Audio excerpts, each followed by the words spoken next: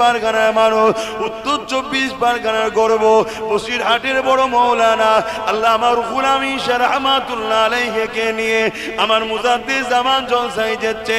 দাদা হুজুর পীর কেবলা যখন জলসাতে যাচ্ছে, সাথে বসিরহাটের বড় মৌলানা আল্লামা রুহুল আমিন শেখ হুজুরের সাথে যেতে লেগেছে। এ নওজওয়ানেরা, জঙ্গলের ভেতর দিয়ে যেতে হয়েছে। এমন একটা সময় দেখা যায় গরুর গাড়ি করে যেতে লেগেছিল। গরুর গাড়ি যিনি চালক ছিলেন, সে লাফ মেরে ওই গরুর গাড়ির উপরে যে ছাউনি করা ছিল পর্দা দিয়ে, খিরা দিয়ে, তার মধ্যে লাফ মেরে ঢুকে পড়েছে। মুজাদ্দিদ জামান বলতে লেগেছে, বাবার কি হয়েছে রে বাবা, আর তোমার গরুগুলো এত লাফালাফি করছে কেন রে বাবা? কি হলো? এই মানুষটা বলতে লেগেছে, হুজুর আর বাঁচার কোনো উপায় নেই। কেন, কি হয়েছে বলো? হুজুর একটা নয় দুটো বাঘ এসে সামনে দাঁড়িয়ে গেছে।